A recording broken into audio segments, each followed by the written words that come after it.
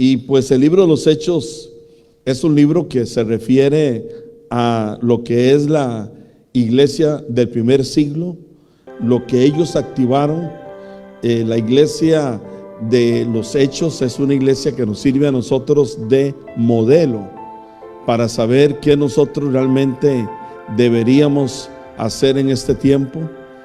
Es un libro que nos habla de todo ese trabajo de evangelización que hizo la iglesia, como el apóstol Pablo, por ejemplo, hizo varios viajes, si no recuerdo mal, hizo 3 viajes misioneros de varios años, y nos habla de esa actitud de servicio que debe tener la iglesia, que debe tener el pueblo de Dios. Y en esta noche quiero referirme al capítulo 20 de los Hechos y descubrir allí con ustedes algunas características de los que le servimos a Dios, seamos creyentes, seamos líderes de una iglesia, seamos pastores, apóstoles, lo que Dios nos haya llamado a hacer como pueblo de Dios. Pues allí hay algunas características importantes que Dios nos enseña, sobre todo cuando Pablo le da consejos a los líderes, a los obispos que estaban en la ciudad de Éfeso. Y entonces, a partir del verso 7 del libro de los Hechos, Pablo está predicando y dice: en el primer día de la semana, reunidos los discípulos para partir el pan, Pablo les enseñaba habiendo de salir al día siguiente, y se alargó el discurso hasta la medianoche. Y había muchas lámparas en el aposento alto donde estaban reunidos, y un joven llamado Eutico, que estaba sentado en la ventana, rendido de un sueño profundo, por cuanto Pablo disertaba largamente, vencido del sueño, cayó del piso abajo y fue levantado muerto. Del tercer piso abajo y fue levantado muerto. Entonces descendió Pablo y se echó sobre él, y abrazándole dijo: no os alarméis, pues está vivo. Después de haber subido y partido el pan y comido, habló largamente hasta el alba, y así salió, y llevaron al joven vivo, y fueron grandemente consolados. Voy a leer hasta ahí en este momento. Oramos. Padre, gracias por esta noche, por todos los que están acá. Bendice sus vidas, sus familias, las que nos están mirando en este momento y en un otro instante en el futuro, Padre, en el nombre de Jesús. Es interesante lo que aquí refleja. Recuerde que vamos a hablar de características de los que le sirven a Dios. Y dice aquí la escritura que pues Pablo llegó a una ciudad llamada Troas, y allí comenzó a enseñar la palabra, y dice que lo hizo largamente, y que inclusive lo hizo todavía después de la medianoche hasta rayar el alba. Estamos hablando de que dice que fue en el primer día de la semana, dice cuando estaban a punto de partir el pan. Eso habla de la Pascua. Normalmente la Pascua lo celebraban a eso de las 6 de la tarde. Entonces, cuando Eutico se durmió y cayó del tercer piso, ya Pablo tenía, ¿qué sería? 6 horas de hablar. Y claro, el hombre, imagínense, seguro estaba ese lugar llenísimo. El muchacho le dio sueño y se cayó y murió. Una de las cosas interesantes del apóstol Pablo que nos refleja acá es que Pablo no era quitado para predicar, no era quitado para compartir la palabra. Pablo inclusive sabía que esos momentos donde él estaba eran momentos determinantes para la salvación de ciudades y de personas, de familias. Y entonces muchas veces nosotros nos ponemos a pensar en el sentido de pobrecita la gente, que porque muy larga la predicación, o porque se van a aburrir, o porque se van a cansar, pero Pablo no estaba pensando en el sentido de ese tipo de situaciones que el ser humano pueda vivir, sino que él estaba enfocado en que él entendía que esas personas necesitaban la palabra, y que aunque fuera cansado, aunque pudiese darle sueño o lo que sea, lo importante era que la palabra fuera sembrada en los corazones de ellos. Estamos hablando de que prácticamente Pablo estuvo cerca de 12 horas enseñando la palabra. Bastante tiempo estuvo ahí compartiendo. Me recuerdo también en el libro de Nehemías capítulo 8, cuando dice que el sacerdote Esdras se para a hablar, pero más que hablar, simplemente fue a leer la ley, porque en ese entonces no se predicaba necesariamente así desde púlpitos o de anfiteatros. Y en Nehemías habla de que Esdras estuvo 8 horas mínimo compartiendo la palabra, y dice que los que estaban abajo estaban poniéndole sentido a lo que Esdras compartía. Y dice que el pueblo lloraba al escuchar la palabra leída. Era leída, ni siquiera era predicada, sino que era leída, y el hombre estuvo ahí hablando y el pueblo reaccionando a la lectura de la palabra.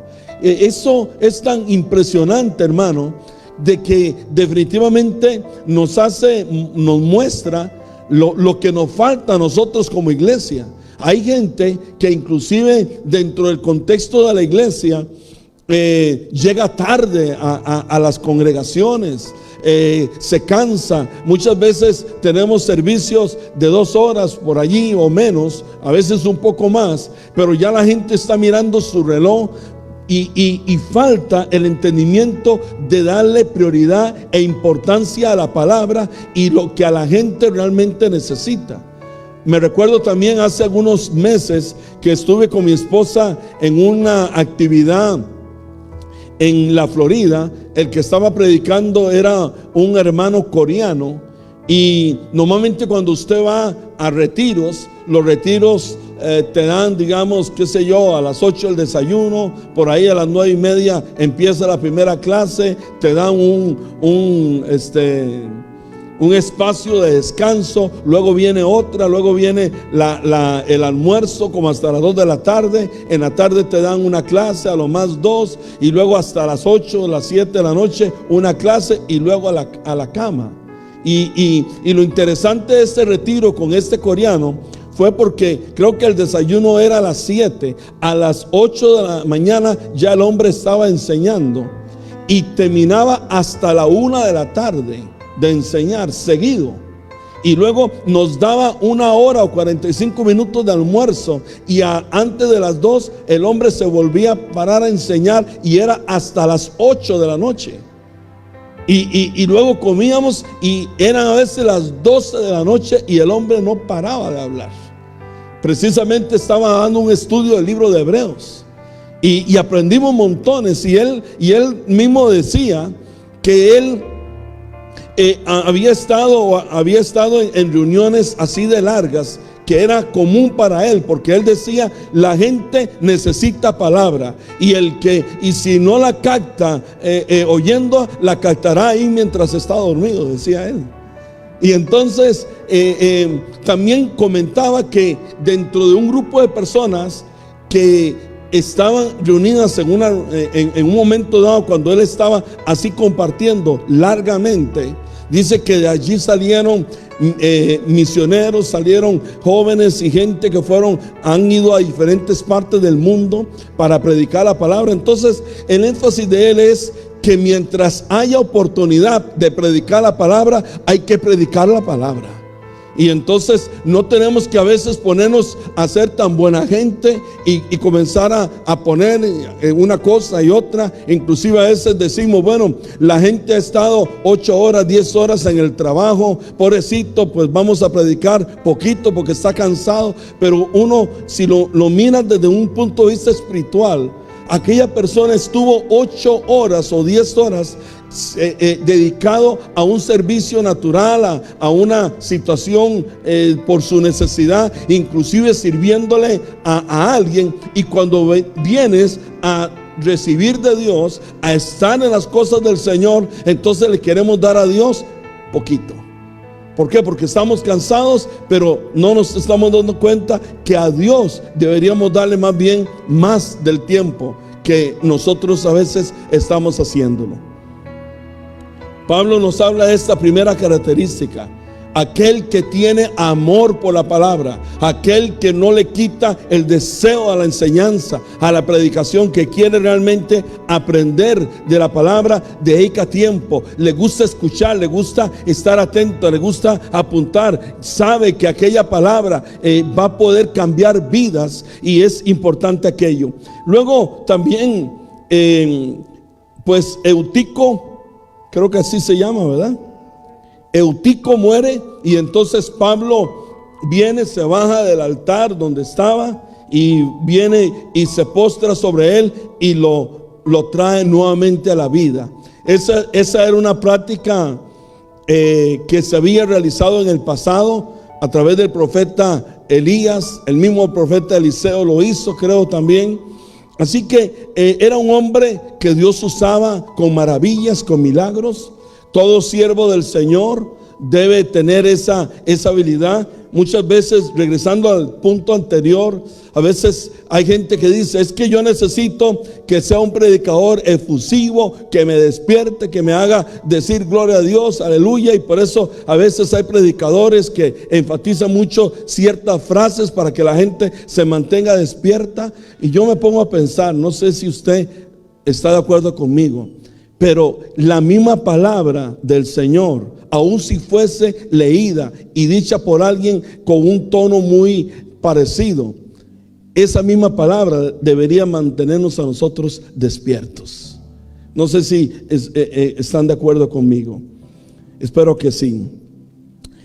Pasemos un poquito al capítulo 20 siempre, pero a partir del verso 17 dice: enviando pues desde Mileto a Éfeso, hizo llamar a los ancianos de la iglesia. Es decir, Pablo estaba en Mileto y hizo llamar a los ancianos que estaban en Éfeso. Estamos hablando de, según leí, entre una ciudad y otra son más o menos 50 kilómetros. Es decir, Pablo le dijo a los ancianos: yo estoy aquí en Éfeso, en Mileto, quiero que ustedes vengan.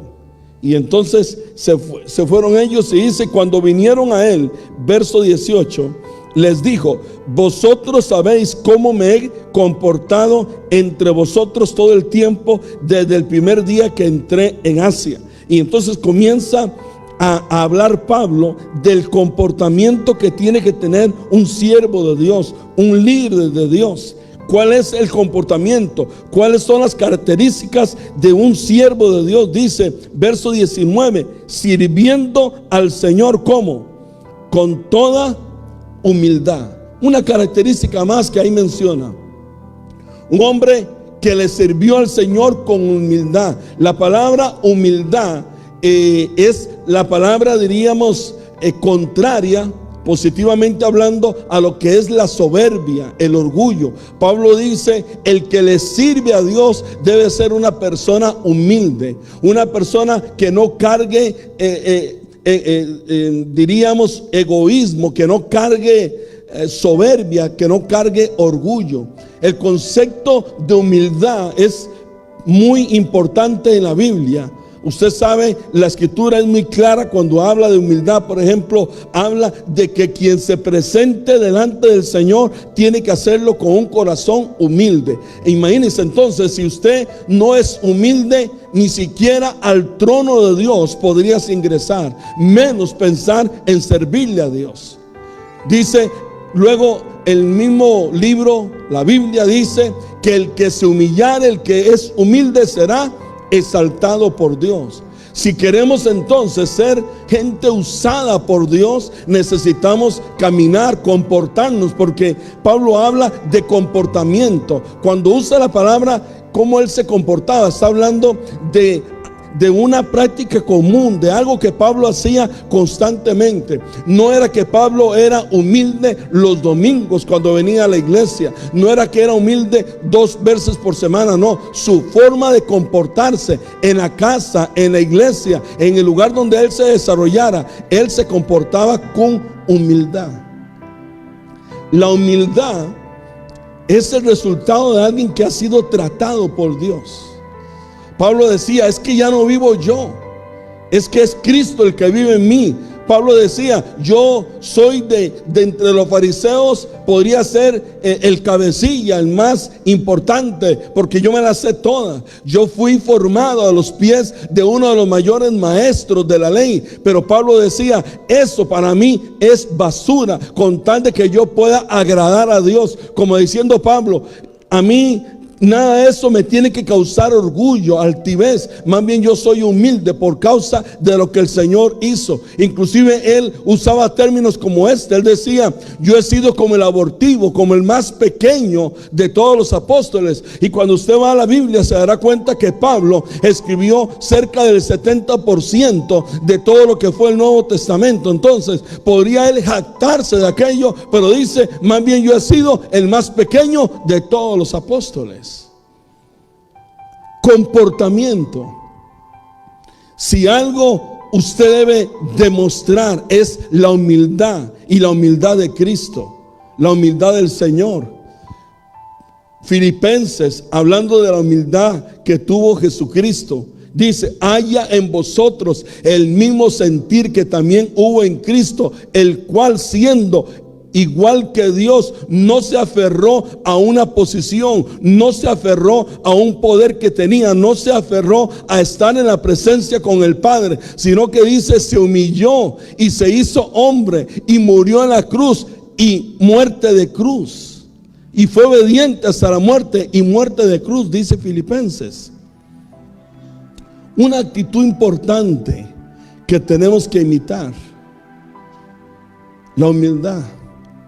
Dice el salmista, al corazón humilde, contrito, Dios no va a despreciar. La humildad fue lo que tuvo David cuando llevó el arca a su casa. Dice que David no llevó el arca y que detrás de el arca iba él sentado en un trono, como usted ve a veces en películas que cargan a los reyes. No, David se bajó de su trono, fue a traer el arca, y en vez de ir en una postura, diríamos, relevante como rey, él venía danzando y venía brincando junto con las doncellas y los levitas que cargaban el arca. Y cuando su esposa lo critica, le dice, mira, yo aún me haré más vil si Dios me lo pide. Un hombre humilde. Cuando en un momento dado, inclusive, él estaba siendo perseguido por Saúl, él una y otra vez mostró humildad, un corazón humilde. Así debe ser el corazón del siervo de Dios.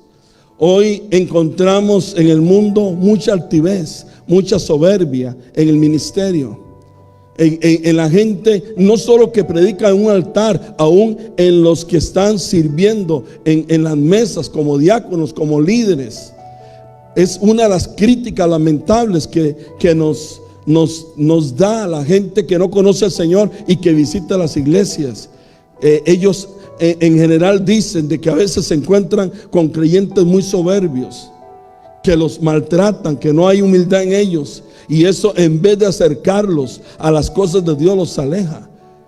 Un corazón humilde, una persona humilde, realmente será escuchada. Y lo que ella haga será también recibida. Luego dice, en el verso 19, dice, sirviendo al Señor con toda humildad y con muchas lágrimas. Estamos hablando de que otra característica, un hombre que nos muestra que el siervo de Dios es uno que clama por la salvación de la gente, que es capaz de llorar por la gente, que inclusive pasó tribulaciones, pasó pruebas tremendas, momentos difíciles. Pero Pablo se mantuvo, pero dice que era un hombre que cuando clamaba, dice, por ejemplo en Efesios, en Colosenses, dice, porque yo diariamente oro por ustedes, haciendo memoria de ustedes en mis oraciones. Y dice que él lo hacía con corazón, lo hacía seguramente llorando para que aquel pueblo, aquellos creyentes recibieran revelación de parte del Señor. Luego dice, y a través de muchas pruebas que me han venido por las acechanzas de los judíos. Verso 20, y como nada que fuese útil, he rehuido de anunciaros y enseñaros públicamente y por las casas. La persecución que Pablo tuvo, hermanos, una persecución de los judíos, porque Pablo le predicaba a los gentiles. El hombre fue perseguido por líderes, lo tuvieron en cárceles y todo, pero dice, pero yo no salí corriendo, porque es lo que está diciendo allí. Yo no salí corriendo, yo no salí huyendo, no, yo no rehusé seguir predicando, a pesar de la persecución. Nos muestra que no fue un hombre temeroso. Cuando Pablo habla, dice que el espíritu que tenemos no es de temor, sino de poder y dominio propio. Él sabía lo que estaba diciendo. Cuando Pablo dice que realmente nosotros como creyentes tenemos que ser gente que nos fortalezcamos en el poder de Dios y en el poder de su fuerza, dice también la palabra. Entonces estamos hablando de un hombre que a pesar de la persecución, a pesar de lo negativo, de los momentos difíciles que él haya podido pasar, él siguió adelante predicando. Ahora hay algunos que por un virus han dejado de predicar. Interesante, ¿eh? Pero este hombre no rehusó hacer el trabajo de Dios. Porque el que tiene el llamado, hermano, ni necesita un púlpito, ni necesita un edificio para predicar. Porque lo que quiere hacer es el trabajo de Dios a pesar de la persecución. Así es la cosa. Y faltan personas como esas. He hablado con gente y me han contado de iglesias que no solo están cerradas, sino que ni siquiera por la tecnología le predican a la gente. Y yo digo, entonces agarraron el llamado y lo guardaron en una maleta, esperando que un experto diga cuándo puede volver a predicar. Cuando el que nos llamó no fue el científico, ni el médico, ni el gobernador, ni el presidente. Quien nos llamó a predicar se llama Jesucristo. Así es la cosa. En estos tiempos difíciles es cuando sale a reducir lo que nosotros somos, quiénes somos, las convicciones que tenemos, hasta dónde realmente nacimos de nuevo y hasta dónde entendimos y pudimos captar la importancia de cuando Dios te dijo: yo te llamo al ministerio, yo te llamo al pastorado, yo te llamo al evangelismo, a la profecía, al apostolado, yo te llamo al diaconado, yo te llamo a ser ujier, yo te llamo al ministerio de alabanza. Y mejor no sigo por allí, porque es molesto cómo a veces las cosas circunstanciales impiden que la gente haga lo que tiene que hacer de acuerdo al llamado de Dios. ¿Cómo es posible que tú dejes el llamado de Dios por una circunstancia? ¿Sabe lo que Salomón enseñaba en el libro de Eclesiastés? Él decía: todo tiene final. Toda prueba, toda crisis, toda tormenta termina. Pero la tormenta ni la crisis debe impedir que tú hagas el llamado de Dios, que sí es eterno. Eso es eterno. Y muchas veces, hermanos, nos debilitamos, nos amedrentamos, nos echamos para atrás, y eso es lo que el diablo quiere. ¿Recuerda usted lo que enseña en los primeros capítulos del libro de los Hechos? cuando vino la persecución después de Hechos 2, cuando se levanta Esteban y comienza a predicar, y se levanta Felipe y los apóstoles. Se dice que entonces la persecución se aumentó, pero ya aquel pueblo que estaba siendo perseguido tenía algo diferente a lo que tenían antes de Hechos 2, porque antes de Hechos 2, cuando el Señor fue tomado preso, aquellos discípulos salieron corriendo. Inclusive uno de ellos lo negó ¿cuántas veces? Cuando cantara ¿quién? El gallo. Y entonces aquel lo negó, aquellos inclusive diríamos en la base de la cruz solamente estuvo uno de ellos, que se considera que inclusive se habla de que era el hermano de Jesús, Juan. Pero cuando en Hechos 2 ellos reciben la investidura del Espíritu Santo, esos hombres fueron cambiados, porque cuando el Espíritu Santo viene a morar, entonces la persona del Espíritu Santo hace una transformación de adentro hacia afuera. Y entonces el comportamiento, las actitudes, las convicciones, los principios comienzan a ser transformados en nosotros. Y entonces aquellos que recibieron el Espíritu y comenzaron a ser perseguidos, dice la historia bíblica, que entonces ellos se metieron a orar, y en vez de decirle Señor, dinos dónde irnos a escondernos, ellos dijeron no Señor, danos fortaleza, danos de nuevo, danos poder, mientras seguimos predicando, aleluya, tu palabra. Un pueblo que caminó en esas dimensiones. Gente que no tenía temor por predicar. Y Pablo nos enfatiza acá una característica que quiero decirles entonces: es el que le sirve a Dios. La iglesia que entiende el llamado que tiene es una iglesia que no rehúye anunciar y enseñar la palabra de Dios públicamente o en las casas, donde sea, predica. Porque sabe que a eso Dios nos ha llamado. Porque en los tiempos de crisis es cuando la gente está más sensible. Es cuando realmente la gente quiere escuchar de Dios. Es el mejor tiempo para que la cosecha de almas pueda crecer.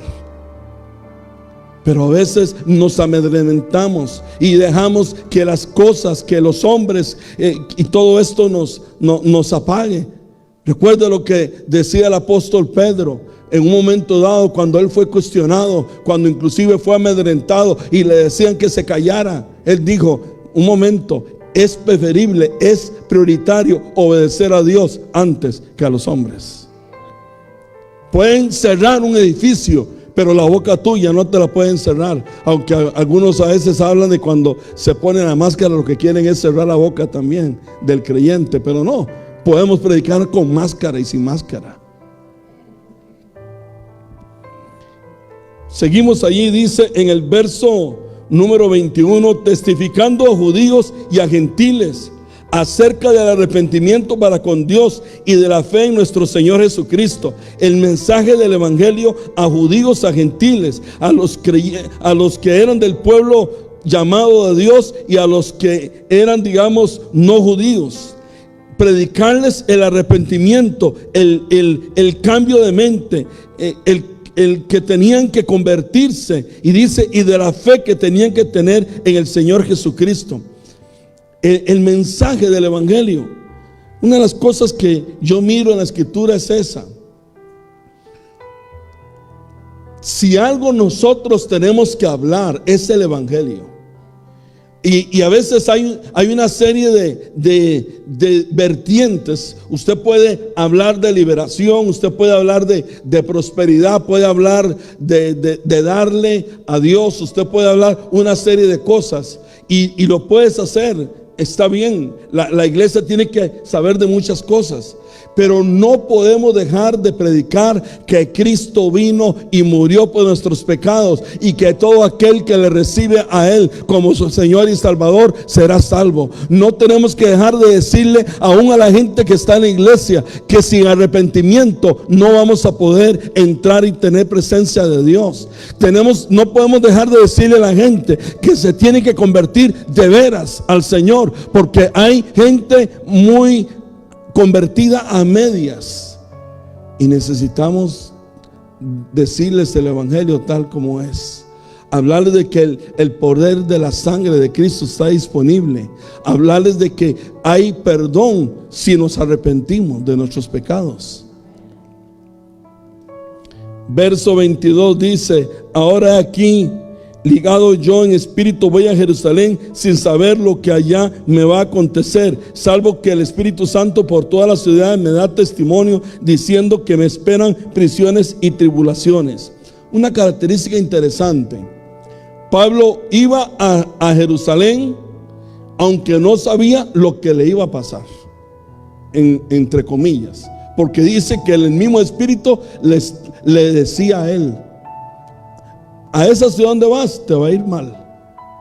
De hecho, el hombre fue allí y prácticamente fue una de las últimas ciudades que él visitó.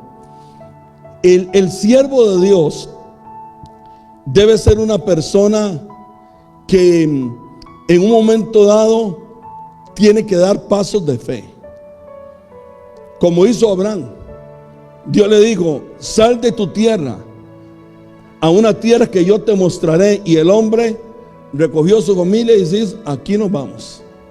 Ni sabía, pero el que le sirve a Dios es una persona de fe, que activa la fe. ¿Qué es la fe? La fe es creer aunque usted no haya visto. Es una persona de fe. Y dice que también otra característica que miro acá es que definitivamente Pablo nos dice: el que le sirve a Dios tiene que ser una persona guiada por el Espíritu Santo.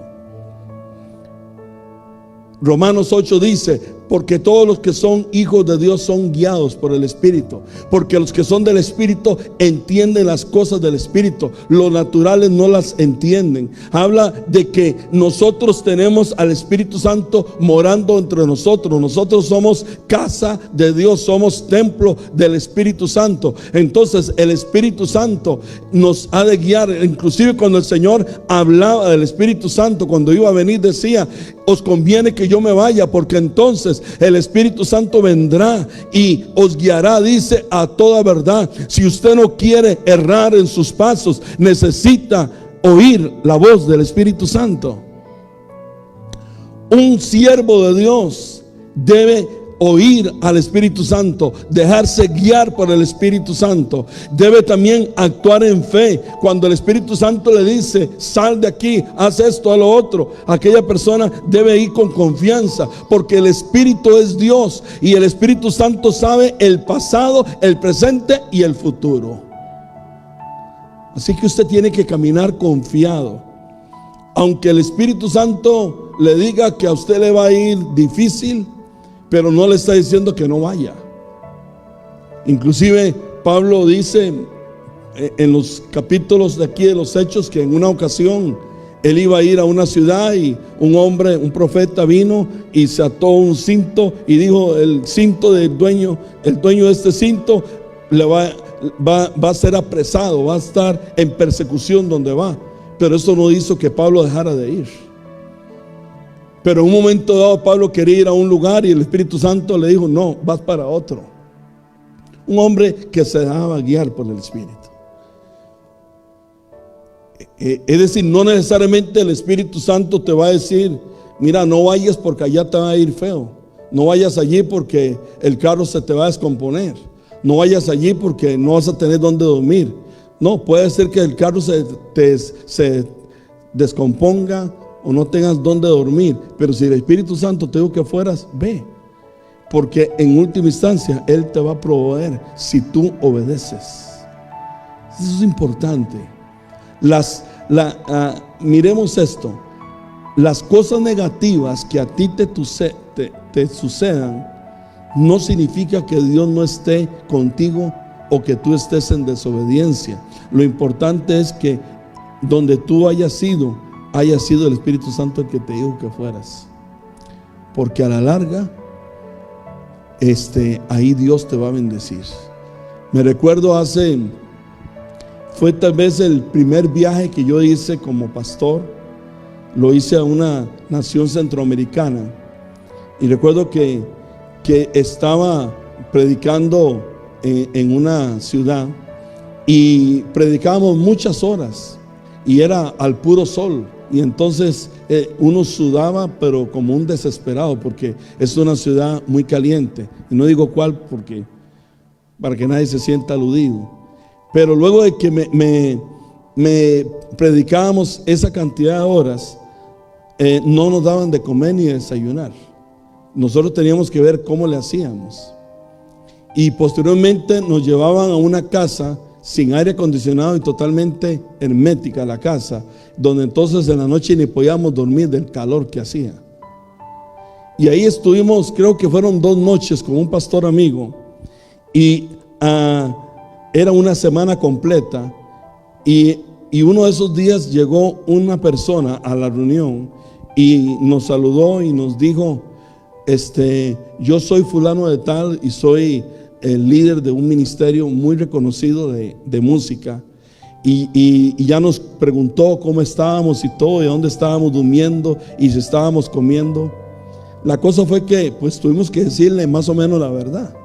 Bueno, para no hacer muy larga la historia, este hombre llegaba y nos recogía en el lugar donde estábamos hospedados en la mañana, nos llevaba a los mejores restaurantes de la ciudad, nos llevaba a almorzar a los mejores lugares y nos llevó a conocer la ciudad y todo. Entonces, lo que parecía que era algo difícil, el Espíritu Santo lo cambió. Pero nosotros estábamos con el corazón correcto para permanecer allí toda la semana si era necesario. Y el hombre luego nos llevó a un hotel y nos pagó el hotel las siguientes noches. Pero lo más interesante es que entonces Dios usó el que conociéramos a esta persona para que luego él fuera a nuestro país con todo el grupo de alabanza, y le organizamos por primera vez una gira a diferentes ciudades de Costa Rica de este ministerio. Y entonces yo digo, cómo Dios tiene control de todo y cómo Dios sabe. Pero si yo y mi otro amigo nos hubiéramos puesto difíciles, entonces capaz que agarrábamos otra vez el autobús o el avión de regreso a Costa Rica, y entonces nunca hubiéramos conocido a esta persona, y esta persona y su ministerio nunca hubiera impactado como impactó mi país en esos días. Estoy hablando de los años 80. Así que uno tiene que dejar que el Espíritu Santo le guíe a uno, aunque las circunstancias sean difíciles. Y puedo contarle cualquier cantidad de testimonios de este tipo de experiencias. Luego dice, verso 24, ¿qué hora es? Ya casi termino.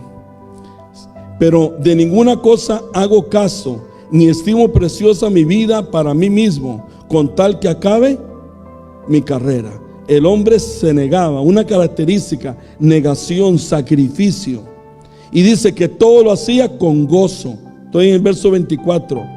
Y el ministerio que recibí del Señor Jesús para dar testimonio del evangelio de la gracia de Dios. Era un hombre que predicaba gracia y lo hacía con gozo. Él quería acabar la carrera con gozo. No quería quedar en el camino. Él sabía que había recibido un ministerio del Señor. Y dice verso 25: y ahora aquí yo sé que ninguno de vosotros entre quienes he predicado el reino de Dios verá más mi rostro. Pablo sabía que él, cuando iba a ir allá, ya estaba en los últimos tiempos de su ministerio. Sabía que iba a morir, pero aún así fue e hizo el trabajo del Señor. Tenemos que ser gente con características como estas, y le motivo a que usted en su casa siga leyendo, porque luego habla con los obispos y les comienza a hablar de los falsos maestros, de los falsos pastores y líderes que buscan solamente su propio beneficio, que buscan que la gente los siga.